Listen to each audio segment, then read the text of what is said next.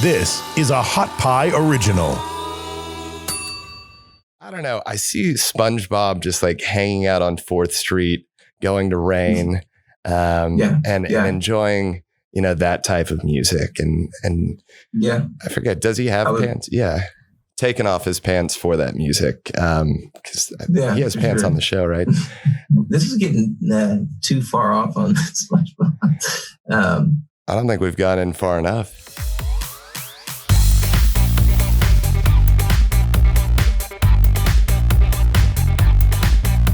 Awesome. My name is Lee, and welcome to the Music Fringe. And I am the music dilettante. A dilettante is a person who cultivates an area of interest, such as the arts, without a real commitment or knowledge. And here at the Music Fringe, we talk about different music genres, microgenres to be specific, like Cambodian 60s rock, Mongolian throat singing, dark wave, goth wave, punk billy. But today we're going to talk about Gothabilly, and we have Zach Person on the show. But before you do get into that, please like, subscribe, rate the Music Fringe so that we can get more of this microgenres out to the masses.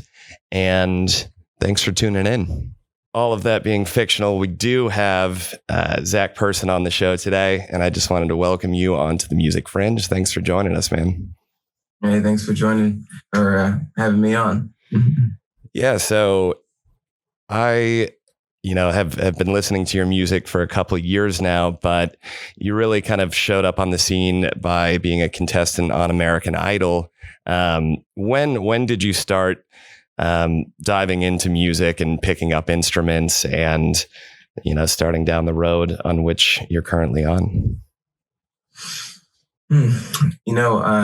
My mom was a really great singer. And so when I was a little kid, we would, sing around the house, in the car. She was always playing Michael Jackson, Prince, all the Motown stuff, NDRE, a lot of stuff like that. So that was like my first introduction to music was through her. And then when I was about 9 or 10 years old, I was really into skateboarding and, going to the parks. I was exposed to a lot of heavy metal and alternative music. Bands would come out and play and perform at the skate park. And so that kind of opened me up to guitar-based music. And so I guess, it was right around 9 or 10 when I first had that spark and interest for guitar music. Nice. So at the skate park, you would hear bands. I'm guessing it sounded a lot like Blink-182, Green Day. That was kind of the dish of the day back then. Was that kind of like the initial vibe that you're into, skater punk and just that California SoCal rock? Yeah, absolutely. It's funny. I don't know if you remember the iPod shuffles, the like white short little stick thing. It was a USB. I had one of those, and I think the first artist I downloaded was Three Doors Down, and then I had Black Sabbath, and I was obsessed with those bands. I don't know if they were on the shuffle already when I got it or what, but yeah, that's my first. Yeah, that's classic middle school. Like you're into Three Doors Down versus Superman, and then you've got like Aerosmith, Black Sabbath, and other classic rock going on. I think as far as, your career has gone, you've accomplished a lot, right out of the gate. I saw that an influence for you is Robert Johnson, and rumors on the street abound that, maybe you had your own run-in with a certain diabolical character at a crossroads, and maybe you struck a deal to attain certain skills that have led you here. So, you can come out right now here on the Music Fringe. Did you make a deal with the devil, and where was that done? Quite the opposite, actually. But if you're talking about potentially just dealing with demons and trauma, like a big thing for me when I first started playing. My father was a correctional officer, so a prison guard, and he was killed when I was 9 and 10 years old. So that was a big moment for me, I guess, in life in general. And my mom was super, set on and supportive of me, like playing music and digging into something. But speaking more about Robert Johnson, there's a song called Crossroads on, it's paying homage to Robert on the record, and it's kind of what I envision if I, a modern blues man going down to a crossroads, and then my background would lead me to not sign a deal with the devil, and so it's kind of just. I don't know if I was in his footsteps today or in his shoes today, like, what would I, what would I do? Yeah. Yeah. I mean, the devil's probably pretty convincing, but at the end of the day, you do have a choice, and you could probably haggle with him. And it's probably a power move to just walk away and step away from the table and say, like, hey, you know what? I'm actually just going to commit and learn the guitar on my own. And you don't have to bless me with that. And I don't have to sell my soul and be damned for eternity. Yes, so never worth it. Are you spiritual in that regard? You said quite the opposite. Yeah, and I'm definitely. assuming, a tragedy early on in life, there's a lot of soul searching that has to go on. But you grew up in the South. Was the church a big part of your childhood at all? Yes and no. It was kind of always there. It's a peripheral thing for me. And then it became more apparent moving to Austin, and Austin was kind of like just a whole reset for me mentally. Coming off of Idol, there was just a lot of there was a period of trying to figure out who I was, because Idol was definitely trying to push you in one direction, and so just coming off of there again, there was a period of reset, and like you said, soul searching, trying to figure out who I was, what I wanted to do. And so coming to Austin felt like a brand new reset. There's actually a song called Remnants that I love to play, and it's you can find it on YouTube and stuff, but it's officially coming out probably midsummer, I think, of this year as a single. And it kind of tells that story of coming over and basically coming to a new city and trying to reinvent yourself. Maybe not for everybody, but maybe internally for yourself, No, I feel a lot of people come to Austin, either to make an endeavor into the arts or to, find themselves, or, just to take a different pace of life, whether it's, slowing it down, going to Barton Springs, smoking a joint, or, chasing their dream of creating a granola company or a candle making company, or, starting a band for the first time in their life. And it's a cool, creative, transformational city. But I do think, I'm curious, and I think a lot of people are curious, what Idol is, kind of behind the scenes. Because when I do think of the devil and making a deal with the devil, there's a few people who come up, but Simon Cowell would probably be a good, 21st century representative of the devil. He's just English. Do you want to be, a rock star? You have to do this, you have to sound like this, you have to look like this, and you have to take my abuse. And, some of the best clips from American Idol are people telling them off. But what was that experience for you? So, you auditioned. First of all, what city did you audition out of? Actually, my initial audition was online from my bedroom in Houston, Texas. And I guess they were thrilled with it, and so they kind of pushed me forward to the live audition for the judges. So went straight from Houston on a flight to Philadelphia, and then auditioned for Harry, and basically what you can see online. Let's see. I mean, Idol is a whole experience.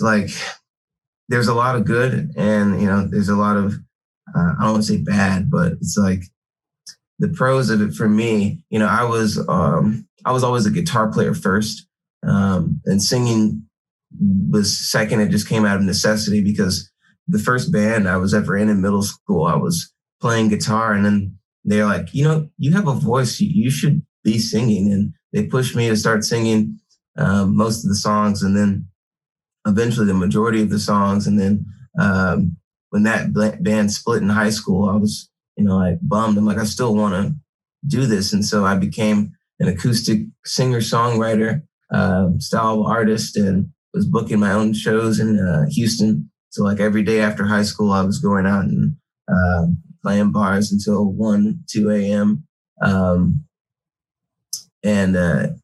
Again, at that point, I'm still not really singing out of necessity, just because I have to book these gigs, because nobody's just going to book a solo guitarist. And so when Idol came up, that was when I started, prioritizing. I'm like, I got to take my vocals more seriously. And so started taking vocal lessons from this guy named Tom McKinney out of Houston. If you don't know Tom McKinney, he's pretty awesome. He's, known for teaching this, the Knowles sisters, Beyonce and Demi Lovato, a lot of great artists. And so Idol, the whole experience, it was, really cool. While you're there, they treat you with the utmost respect. And, it's just a good, little taste of, what the upper side of the industry is like, some of the, demands they're put on you, the stress to perform, and, with no sleep, and just, it's a good growing experience. I feel like, to me, like the lesser good side of it is that it is a TV show. Ultimately, that's the goal of it. And so, they have to keep, sometimes I think, what's prioritized, and again, they have to, because it's a show, like they have to prioritize who has the best story to keep the show interesting. And so sometimes it's not necessarily about purely about talent, as it is like logistically, again, who's going to have the most interesting story, who the winner gets signed to a label record deal at the end. So it might be like, who's going to be the best fit for this label at the end. And the voting, I will say the voting does play a big part in it, the live voting. But I think ultimately, it's going to come down to like the smartest business decisions for the show. So there's a lot of good, but there's a lot of stuff that just comes down to business. Yeah, it's artificial manufactured. They're out for ratings, and it definitely seems like there's some demonic producers behind the curtains. Just that's everywhere, but yeah. For sure. But for you, so early on in your career, it must have been impressionable and something that is hard to assimilate to early on. But you mentioned that you grew up in Houston. Or at least at that time, we're playing in Houston. I grew up in Houston, and I know that growing up there, it's a lot of freeways, humidity, bayous, late nights at Whataburger. There wasn't a lot going on, and there were scenes that you could go out to, and Houston's known for, you have Chopped and Screwed, you have the rap scene, and then you've got Lyle Lovett and Honky Tonk. There's not too much in between. When 94.5 The Buzz is like the most popular radio station there, and they're playing Creed, Blue October, Hinder, and bands like that, it's kind of depressing. and it's a tough city to kind of create your own identity. Now there's definitely bands that are coming out of there, like Khruangbin is out of Houston, and they're making a name for themselves. But how do you think the city influenced you, if at all? Well, I got immediately kind of thrust into the blues scene there. So, it was great places like, the Big Easy. Man, what other venues? There's a big blues community there that was very supportive of me as a young guitarist. It's like the Mucky Duck. Yeah, Mucky Duck. I don't know, I'm drawing a blank now, but COVID's been being locked up for a year. That's why. No, but yeah, to me, the blues scene there was great. I I got to learn a lot from a lot of the other musicians, the older musicians in the community, like, just showing me stuff, coming over, turning buttons or knobs on the amp and giving me advice. It was just cool. And, my first band in Houston that my own first band in Houston was this comprised of these two dudes, Brandon McLeod. Not sure if you know him. He's a phenomenal, just multi-instrumentalist, songwriter, producer. Brandon McLeod and Micah Dominguez. These two guys moved from Louisiana to Houston about the same time as me, and met them, and so Brandon has his own solo projects, but he also, they've done like just session work, and so they became my band like towards the end of high school, and taught me a lot about just performing out. They were kind of my older brothers, and they have their own project, or he has his own project. So eventually, again, with me moving to Austin too, we just went our separate ways. But those guys are really cool. I'm thinking about this because you mentioned, different bands that are coming out of Houston right now, and they have a band called Dimphonic.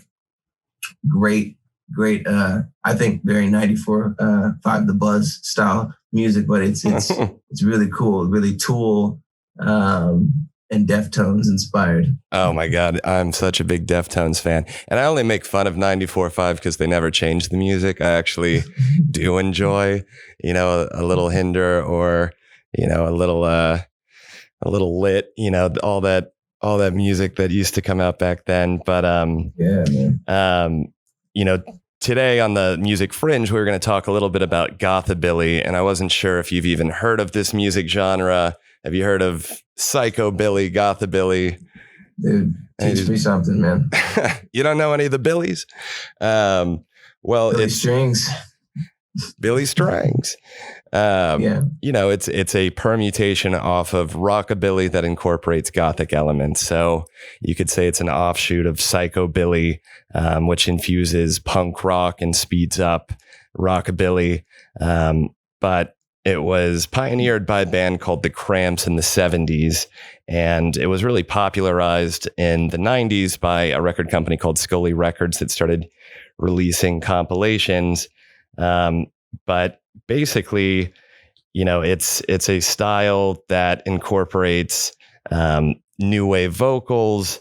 I guess the best way to describe it would be, it's like an amphetamine Tarantino movie with David Lynchian macabre, or if Rocky Horror Picture Show took place in Lubbock, Texas, or if the Addams Family lived next to John and June Cash, this is probably what they'd be playing in their backyard.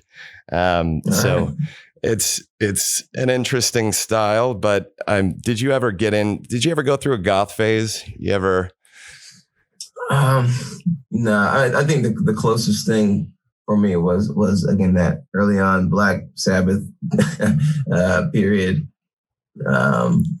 which quickly got I don't want to say uprooted by blues music. There's this cat in North Carolina, Baxter Clement, owner of Casino Guitars now. Our first lesson, he's like, "So what do you listen to?" And I'm like, Three Doors Down is pretty cool. And he's like, "What?" And immediately gave me like homework assignment. Go listen to B.B. King. Go listen to Eric Clapton. It's funny.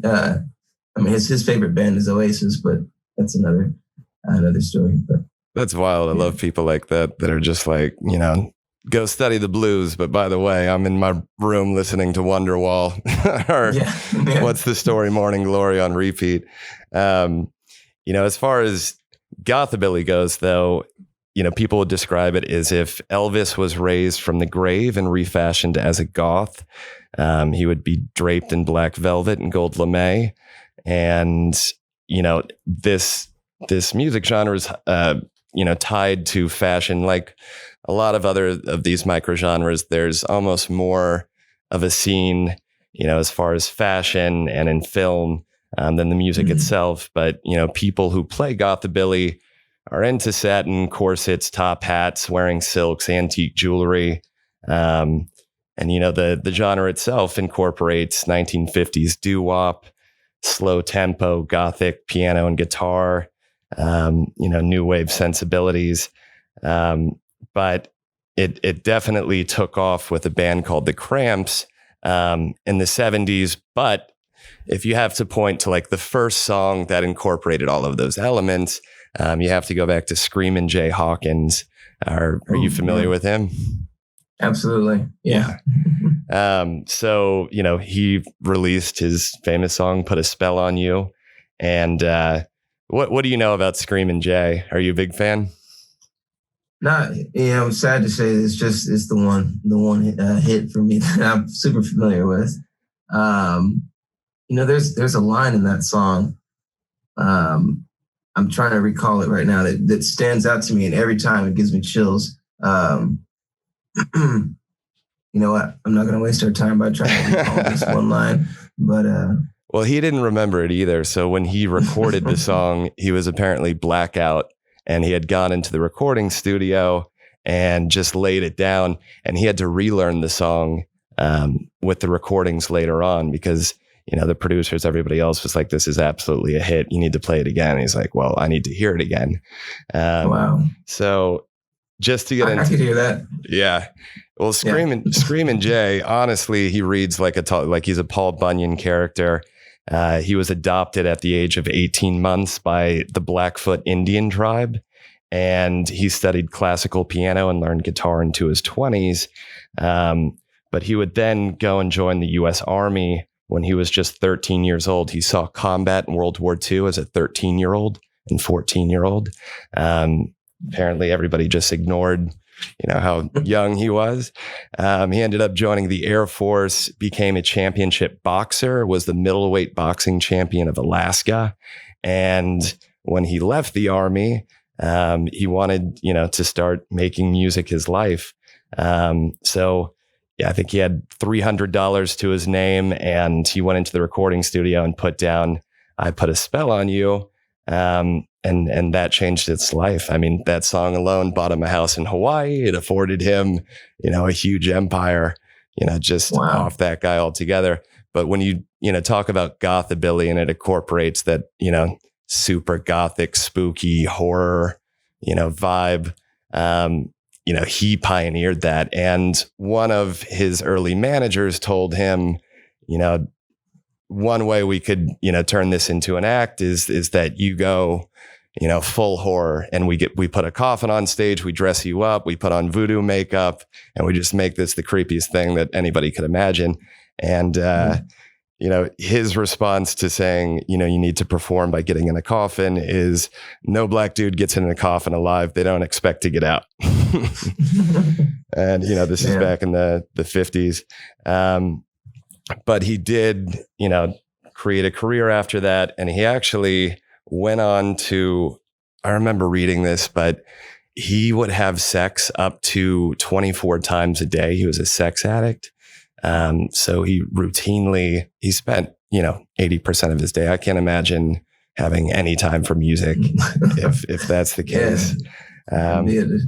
But he ended up fathering, they think, up to 75 children. They know 53 for sure, but there's still reunions for Screaming Jay Hawkins' progeny that they meet up from around the country to celebrate him and probably battle over who has the rights to that song, because it's a song that's been covered by everybody from, Buddy Guy, to Lightning Hopkins, The Animals, Van Morrison, Creedence Clearwater, Joe Cocker.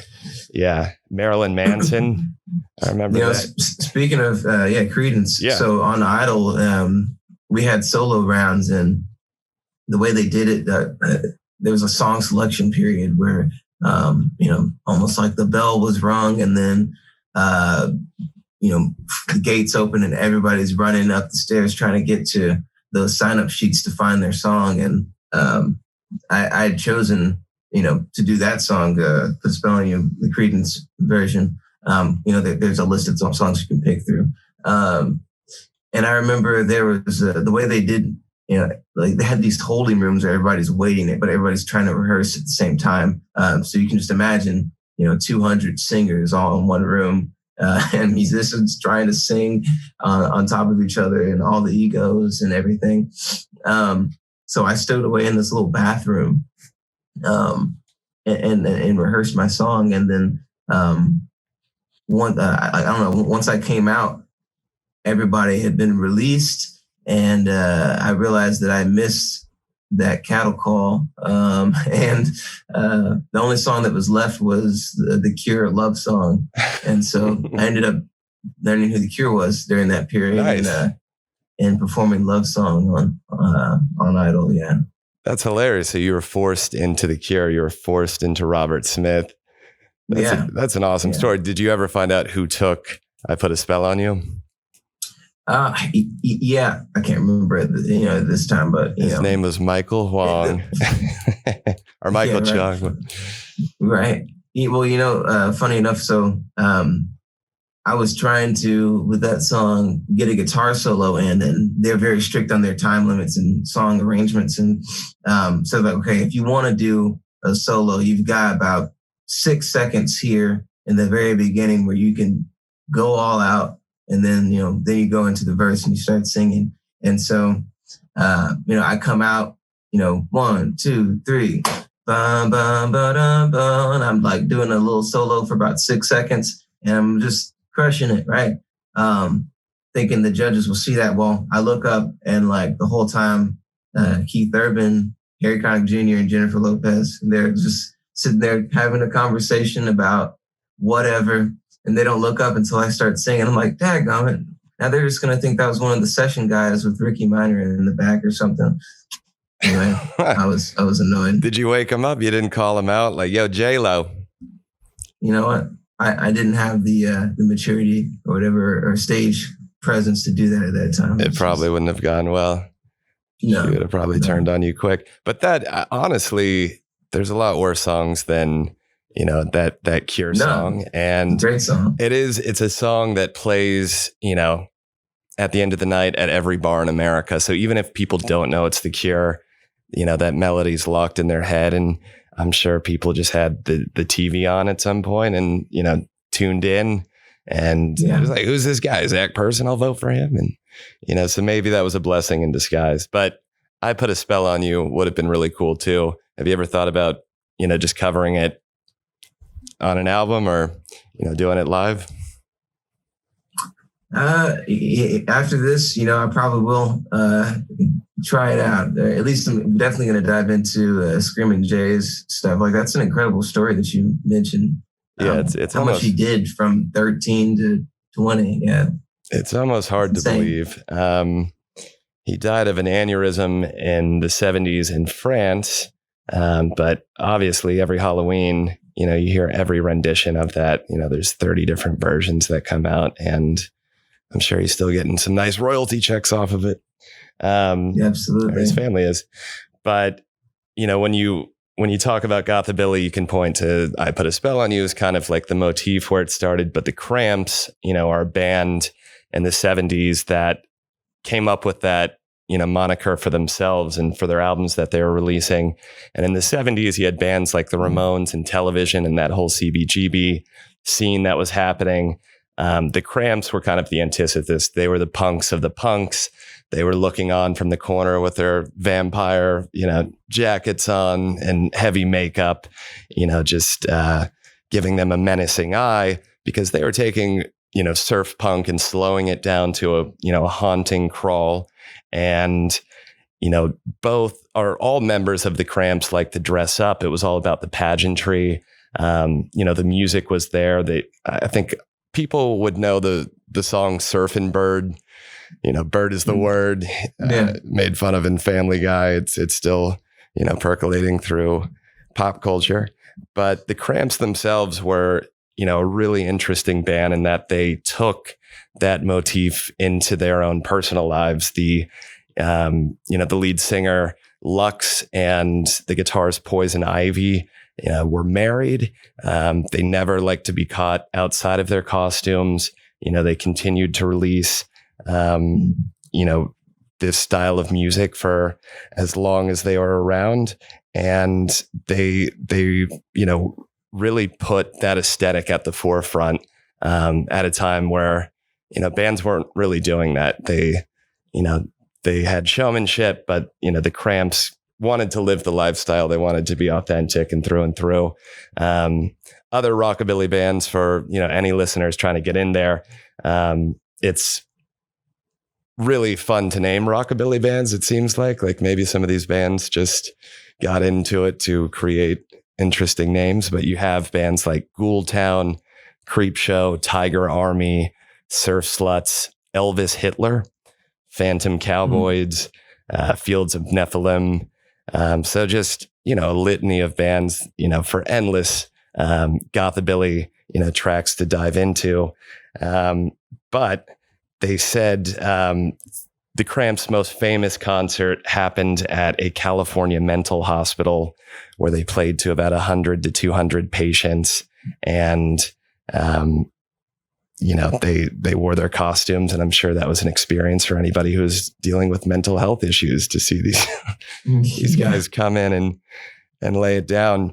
I'm guessing you're not allowed to play mental hospitals anymore, because I know the Velvet Underground did the same thing. I guess that was a thing in the 70s. People are just like, I've had it with regular people. Like, let's get interesting here.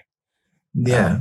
That time of excess and trying to outdo everybody, every other act. And I think pushing the threshold, or pushing the limits of, I think that was very apparent during that time. For sure. What's the weirdest venue that you've had to play, or just the weirdest vibe that you've stepped into? I'm sure pandemics offered plenty of those, just, live streaming and looking into a camera and seeing the screen. But, for as young as you are, it seems like you've, put a lot of mileage as far as, shows. And so I'm sure you've run into a few fun, interesting scenes. Yeah, some very interesting things. Everything from private parties in the backyards of the places where it's summer in Texas, and then they have frozen ice things and like snowballs where they throw, and then they come whizzing past you while you're playing. Actually, that was an interesting gig where like a huge tarantula crawled up on the stage. We're out in like rural Texas in this private backyard party, and just everything weird happened that day. I'd say the most memorable weird performance that came up, which I kind of want to take as an idea for a music video, and just like totally make it over the top. But we did this gig way down super south. I'm thinking around the Galveston area, but a little bit east, a little bit west of that. I can't remember the town, but League City, Kima.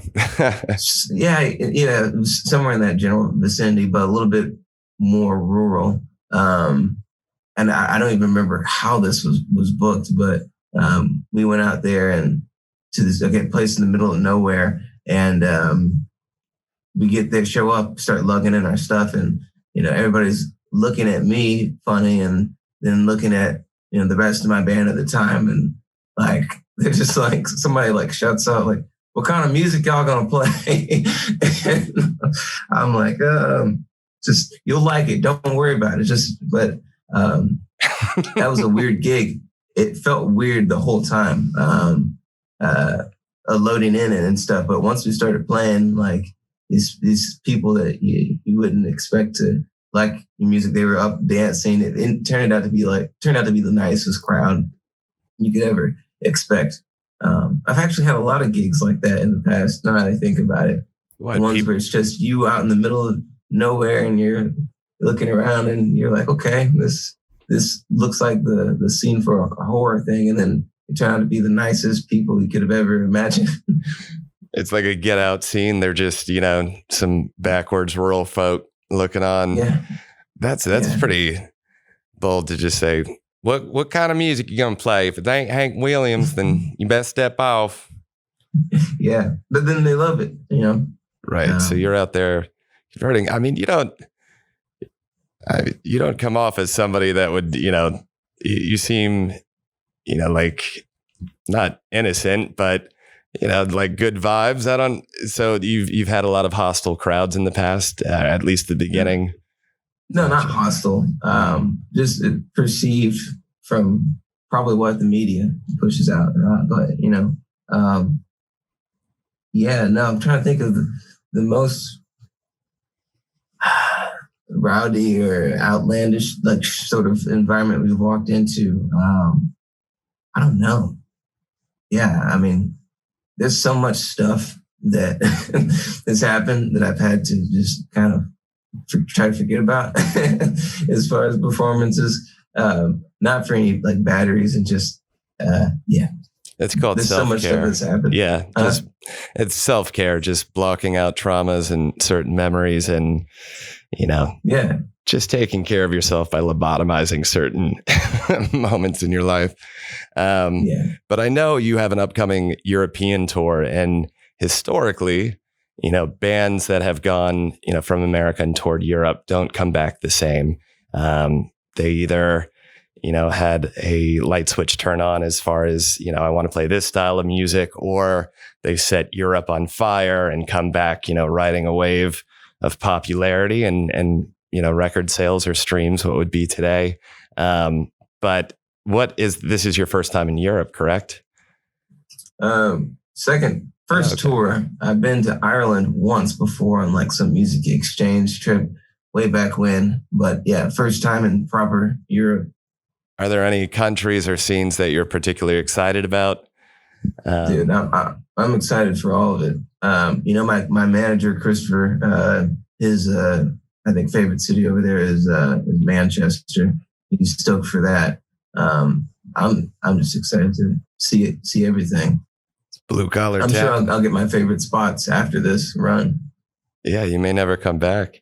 I think I read that you have played with Buddy Guy in the past, and you mentioned that you had some tutelage in Houston from some of the blues legends. But Austin, is well known for having that scene in Pinetop Perkins, W.C. Clark, Lavelle White, everybody here. And I know that you played a Gary Clark song, on American Idol. Do you see yourself as part of that lineage, in Austin? And have you connected with any of those, I know Buddy, but any of those other artists that are, iconic to Austin?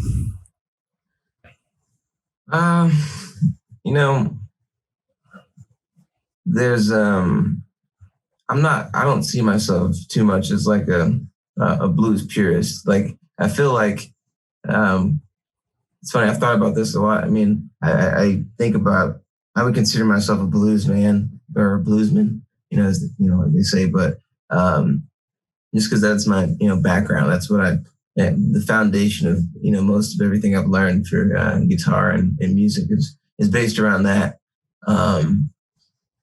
I don't know, man. It seems like every few years there's somebody else that's, being held up as like, is this the new, Jimi Hendrix? Is this the savior of the blues and rock? And that, I don't know, man. That feels like, I feel weird to try and claim anything like that. But if I'm inspiring, if I'm instrumental and inspiring people to pick up a guitar and continue to play this sort of music, that's great, with that. It is. I mean, does that not bother you, the cliches that come out like this is the new Kravitz or this is the new Hendrix? It seems just like super lazy comparisons, but it also may be, inspiring to you. I don't know. It's just, I mean, I think it's just, I don't think it bothers me too much. It's kind of, like you said, it's cliche or expected, but ultimately, I think it's a positive thing. It's just people trying to associate with what they're familiar with, Yeah, I don't think you shy away with that, and I respect that. You've cited, the Black Keys, Kings of Leon as influences, and some of those, I think originally when those bands came out, they were on the edge and the hipsters accepted them. But maybe the second album, Kings of Leon at this point, you get characterized as just a walking billboard. And, I think they released their last album as an NFT, and, they just get the term sellout attached to them a lot. But I love Kings of Leon, and, I still dig into their music, and I think it's pretty easy, especially here in Austin with all these hipsters who are into microgenres of music. Not myself, of course, but it's easy to just take those bands and just, shoot them up, attack them for being successful, when really, the reason they are that way is the proof's in the pudding. Like they really pioneered their way. But, with the Black Keys, they're a two-piece, you're a two-piece. Did you model your performance or live performance, off of them? Because they, you've got like the White Stripes, you've got a few others, but as far as two pieces, I feel like the Black Keys were the first guys who really just shredded and went right to playing arenas and brought, a massive live performance into their music. Were they inspiring in that way at all? Yeah, for sure. I've played like for as long as I can remember as a trio. And so I'm very used to, that sort of format. And I think that had a lot, to, a big influence on the way I play guitar. And, cause I'm always trying to fill space being the only melodic instrument. I say melodic, but higher frequency melodic instrument, on stage. And so, again, I was kind of used to that. And then during, quarantine, we became a two-piece, and kind of had to figure out just how to make that, make it work live. We tried using like bass octave pedals. There's a thing by Boss where, if you play a standard G chord, the bottom note, it picks it up as a bass note. So there's all sorts of cool technological things you can do to make it work. As far as the Black Keys, they inspire me melodically, and actually have a theory about their sound. So if you look at their early records, it's very much like in that garage rock sort of sound, close to a lot what the White Stripes are doing. It's in that vein. And then I was reading something or watching some interview where they said they got hired to do, I believe it was a Ernie Isley, I feel like, or Isley Brothers. Isley Brothers. I think that was who it was. Comeback like record or something like that. Or am I thinking of? You know what? I haven't had my caffeine yet either. Walk On By. Who is that by? Walk On By. Isaac Hayes. I think it was. I don't know, dude. Yeah, I'm drawing a blank right now. It might be the Isley Brothers. Yeah, I don't know. Yeah. They got hired to do the music for like one of these records. And they said ultimately like the project got abandoned. And so it didn't come out, but they had done all this music. And dude, I think my theory is that transformed their sound from the garage stages to, what you hear on Brothers and El Camino, because if you listen to, any of that style of music, you've got just like violins and all these melodies going back. If you're super familiar with Walk On By, with that song. Yeah. Yeah, it has like like all these like really cool background, just like sort of I don't know, very catchy violin, orchestral melodies. And if you listen to what they do in their music, and if you listen to what they do on the people's music that they're producing, like Jesse Wilson, really recently, there's all these like orchestral things going on in the background, melodies, and like things that I keep doing this because like things you would hear being played on a violin or something, but they're doing it with like these fuzzy guitars. And so that kind of, I don't know, opened up my mind to a new way of doing things, putting I don't know, it made it easier to compose. Because I know this is a long answer, but when you're stuck playing a guitar or something, you can just get kind of caught up in those habits of what that instrument does. But then when you start thinking in terms of composing and other, arrangements, it's super easy to compose. I don't know, for me, it opens up a lot more possibilities if you're composing, thinking from an orchestral standpoint, because it's just melodies. It's just free and it's in your head. You can just sing a melody, versus trying to figure out something that, you can play on guitar based on your guitar playing habits. Anyway. Absolutely. Yeah. I feel like, listening to the Black Keys, there was always like something showing up. Like, are those jingle bells or is that a glockenspiel in the back? They were always playing with like fleshed out instruments that, that didn't sound like it would just be coming from a 2-piece, but I always wondered how they like recreated that live. They must have like a drum machine or, something. Well, it's built out now. I know they have like a keyboardist and another guitarist and bass and stuff. Oh, that's right. They tour. Yeah. Yeah. For us, we, for our 2-piece, setup, we've just found it easier. I was trying to cover everything as much as possible, live, playing it with my guitar and looping, but it was too much of a headache, man. And now we just do tracks. We have a bass that's we turn off all the high end, so it comes off very subby, and it comes off more electronic. And then we throw some background vocals in there and stuff, and that rides underneath my live guitar playing and Jake's live drumming. But still feels very organic. Yeah. And so you have your debut album that's coming out, self-titled, Zach Person. And as they say, you have your whole lifetime to write your debut album. So it should be your best. So no pressure. But as far as that goes, has this, been songs that you've been collecting since you were 10? And, when you picked up the first guitars, are these songs that, came out of pandemic, or, where was the main inspiration for most of the album? A lot of, now that I think about it, man, most of these songs were pretty much written within the last 2 years. We put out Send Me Away actually in the beginning of 2019 as a single.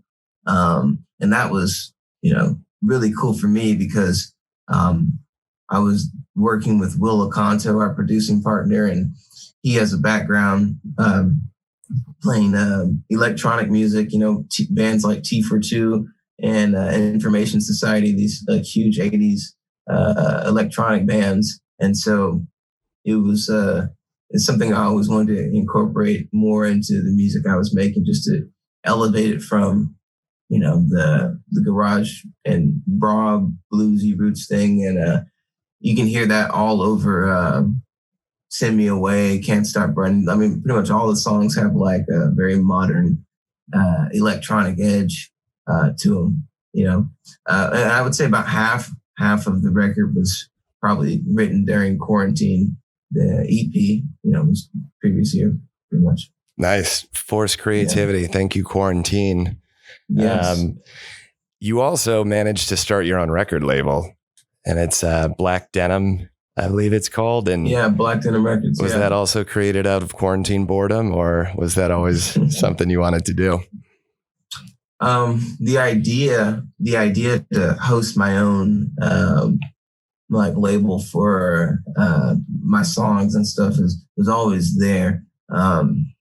But Black Denim Records and like what it's become is definitely that idea was more fleshed out over quarantine.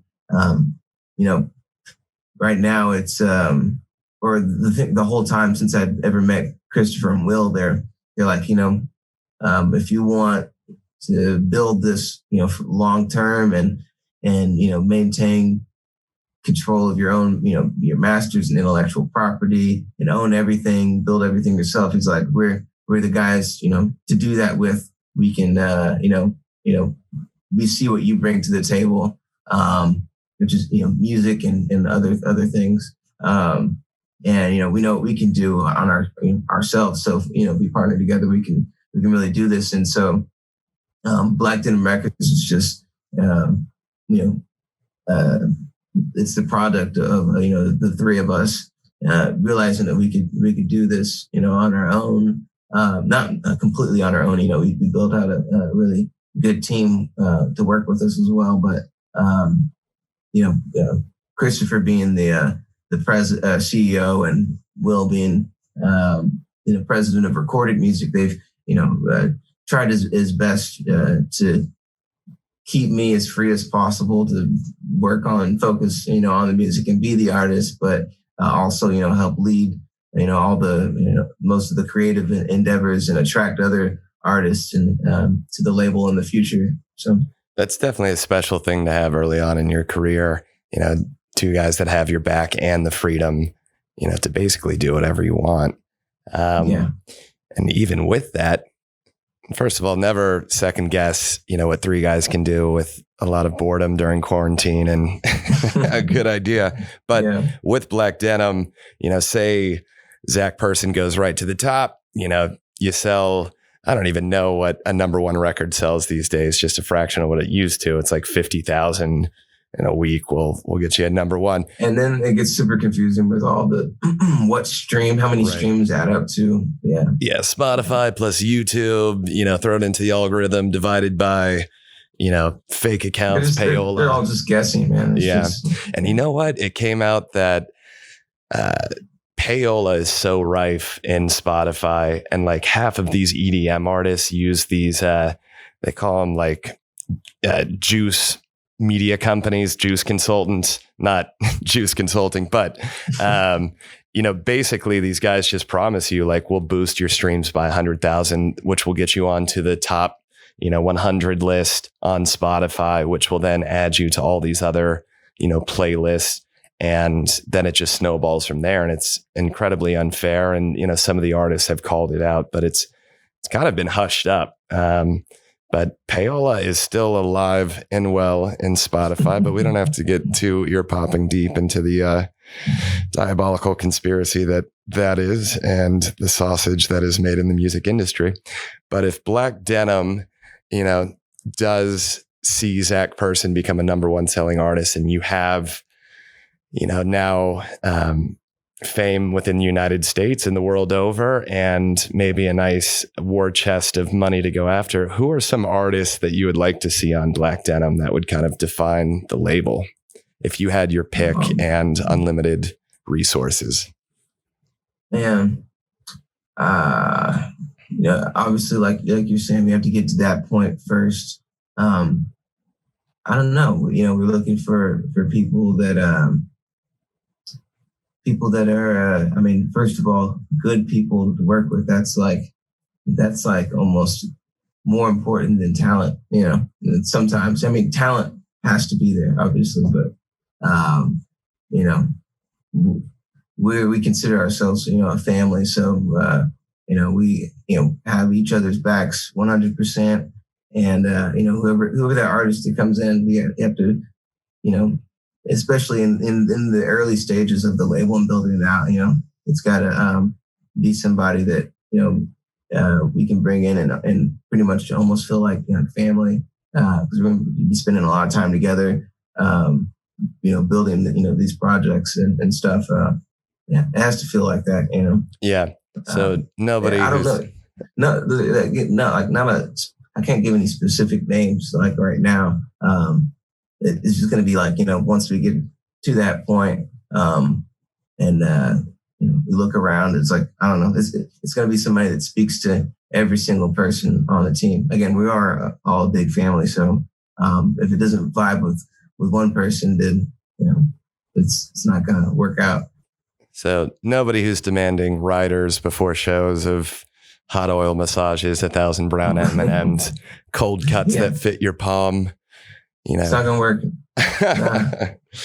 If somebody was to grab your phone right now and scroll through, your iTunes or wherever you're hosting your music, your Spotify, what would be the most self-conscious artist that you'd be most self-conscious about that they saw?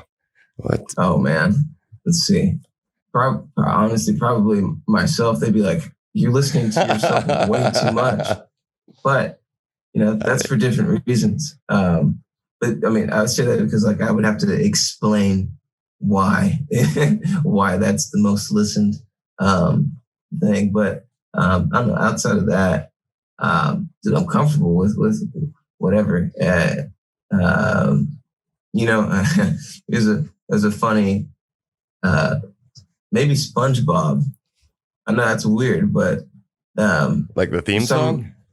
There's the theme album that's somehow it's been on my phone for ever. I think I was making some sort of video and I can't remember why, but I downloaded that album for something I was doing and had to save it to my phone so that I could have it offline. And for some reason, that's just the one thing that wants to come on in the car when I'm driving with people is the FUN song or whatever from SpongeBob, the TV show. Yeah. Am I missing SpongeBob core? Is that a microgenre that we haven't had on the Music Fringe? Do I need to dive in?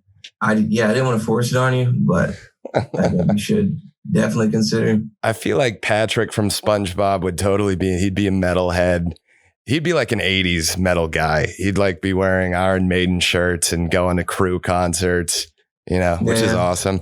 But Squidward is definitely your classical, because he plays the flute, right? He's the only musician on SpongeBob.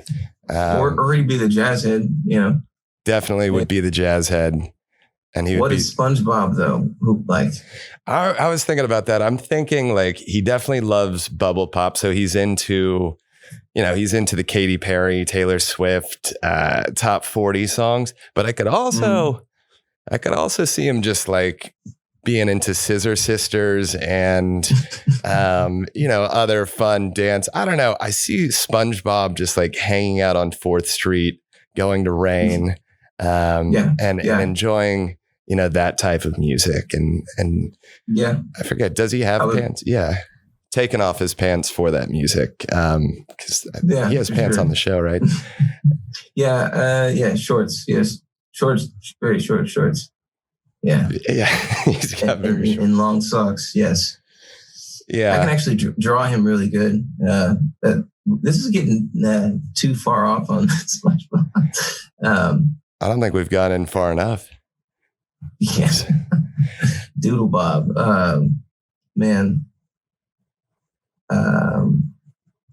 Where were we before this, man? We were lost in finding out more about Black Denim and what artists that you had signed before we spiraled into SpongeBob core, and how Patrick would totally be into Motley Crue and Rat and Whitesnake and all those fun 80s bands.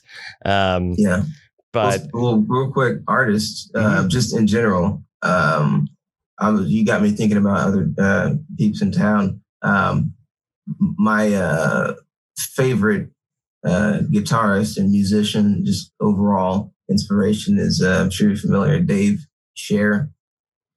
I don't know if you're familiar, you should go check him out. I don't know. I always bring him up in just about every interview that people ask who I'm inspired by. If you haven't heard his playing, just it blows me away every time. Phenomenal. Can play everything from gothic rock, Gothabilly to jazz, blues. Incorporates it all in every single solo. It plays all the things you want to hear. Never plays any cliches. That's what you want. So check him out. The straight truth. And he's just a solo X, Dave Scher. Yeah. Go check him out for sure. He right before quarantine was on tour with Eric Johnson. And that was an incredible show to watch. Them going back and forth, trading solos lick for lick.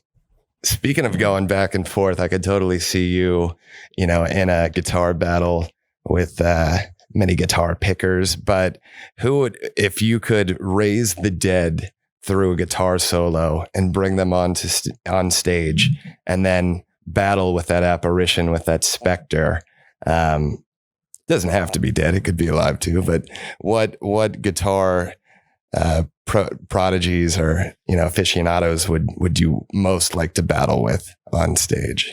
Jeez. Well, I mean, the obvious one, it would have to be Hendrix, that just for the experience, of experiencing that. I envy the people that got to see him live, but people like modern day players I want to play with, the people like, my high school me would have wanted to duel with John Mayer. Not even duel, just solo back and forth with, I think it would be super cool. There's a Americana country fantasy I have of playing, what's the song? Playing with Chris Stapleton, like doing a duet with him and trading licks and verses. I think that would be super cool. I know he's not like super known as like a phenomenal guitarist, but just, I don't know, man. Music feels good. John Mayer gets a bad rap, I think, in pop culture. And, when he first came out, I want to run through the halls of my high school. We all listened to that at school dances growing up. Maybe I'm dating myself on that. But, the man did tour with Grateful Dead. He's gotten to play with all his legends, and legends like at Rock and Roll Hall of Fames. He's always there. So people enjoy his company and they respect his talent. But he's also a synesthete. He has synesthesia. So, he plays colors. He'll describe his songs and, different hues and, different tastes. Is that something you relate to at all, or are you just a pure audio guy? You just straightforward audio, or yeah. I wish I say that. I wish I had those colors and everything, but no, it's just audio. And then there's that zone you get into in the middle of a solo. Again, no colors come to me like that. But I don't know. There's some sort of a vibe or something that you tap into, that moment of stream of consciousness where everything's just flowing through. Yeah. The flow state. Everybody's looking for the flow state. Well, yeah, man. I think one thing when Hendrix went to Europe, he was reaffirmed. Like, he realized over there that he was worth it, and he built his confidence over there because people started to worship him, and it was less about his skin color. And maybe we wouldn't have Hendrix if he hadn't gone over to to the UK and met. There's all these stories from the Beatles and Stones and hanging out in London. And that they were told to go to this club one night and there was only about 10 people there. And it was just Hendrix soloing with, Mitch and, his band was playing with him. But, his first tour over there inspired a whole generation of people, and it went, both ways. So, maybe Zach Person playing in Brussels, and then, Rickovic. We'll launch 1,000 ships of new, guitar heroes, making that happen. That would be great, man.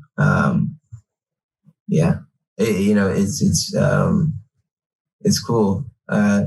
One thing I noticed, from years of playing bars where there's a lot of turnover in crowds, it was cool to reach a level where I wasn't just retaining a certain demographic of the audience, and like to where I even remember a specific show where I looked up and we were playing this heavy rock song that I had back in the day, and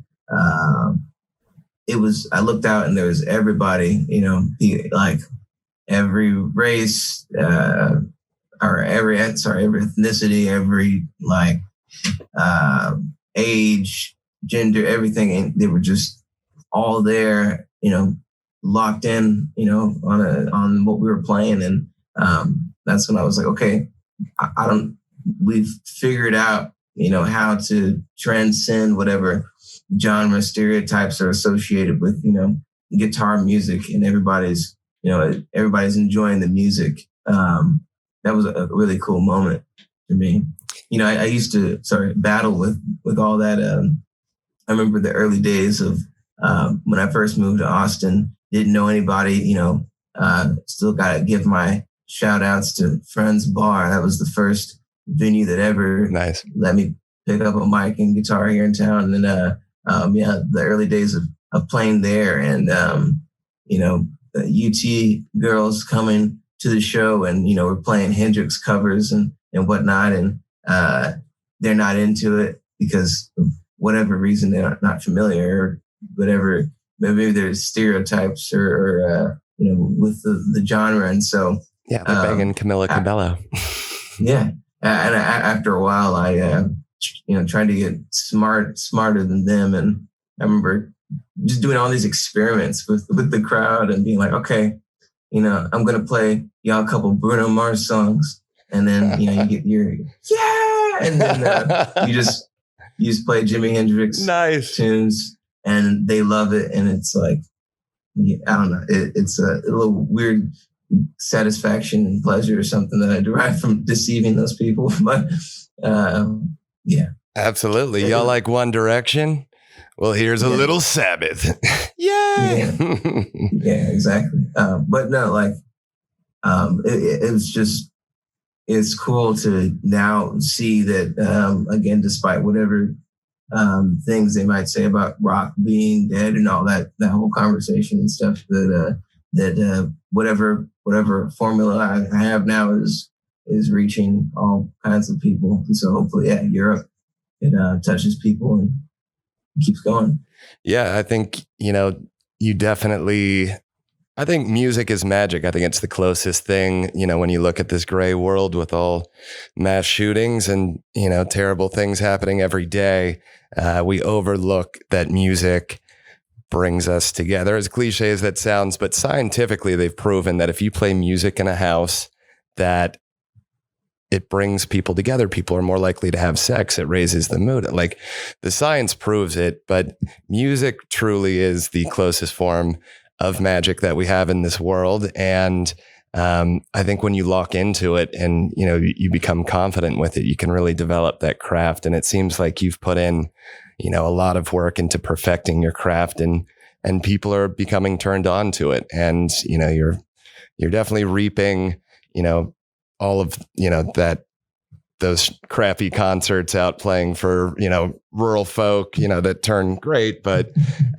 all that work, is honing into something awesome. And I think that's hilarious that, you went after the sorority girls, with tongue in cheek stuff. And that helps you get outside your box. Like, I can fight back with the music. I can fight back with, this magic, and actually convert them and change their mind without, having to be abrasive. They just have to keep their ears open, and, we can get stuff going.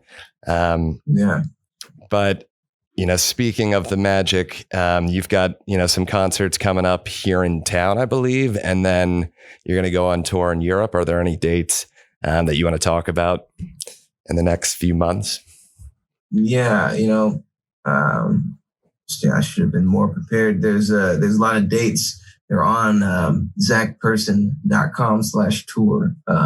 That's where you can go see all of them. But we have some cool stuff coming up. Several dates in Austin. Actually, a UT event at Far Out Lounge coming up here, I think in May. And Emily Wolf, we're playing with her up in Cedar Park at Hotspot in June. There's some festivals in the works later on in the year that I'm fingers crossed that all goes well. That we'll be on. For sure. And then we're off to Europe. So nice, man. Well, we're really lucky to have you in Austin, and really excited to see, your European tour and everything that comes after that. And I foresee you, climbing up the music festival billing to where, it could be Black Keys-Ek person. Don't want to get too far ahead of ourselves, man, but it's been really fun watching you grow. And it's awesome having somebody from Houston that we can be proud of as well. But I also want to, see I Put a Spell on You maybe covered on a live set at some point. And yeah, I don't know if you want to go full Screaming Jay, but Coming Out of a Coffin sounds pretty metal, pretty awesome. That's something I might experiment with here. I can't wait to see some of your live shows coming up. I think I speak for everybody who suffered, isolation during pandemic, that we're ready for the live shows and we're ready to have our face melted, brains blown out the back of our heads so that, guys like you can facilitate that for us. So thanks again. Yeah. Thanks for having me, man. Great talk. Yeah. All right. Well, I'll talk to you later, Zach. Appreciate it. Thanks for listening. You can find more episodes and all other Hot Pie Media originals baked fresh daily at our home on the web at hotpiemedia.com, the Hot Pie Media YouTube channel, or wherever you listen to podcasts.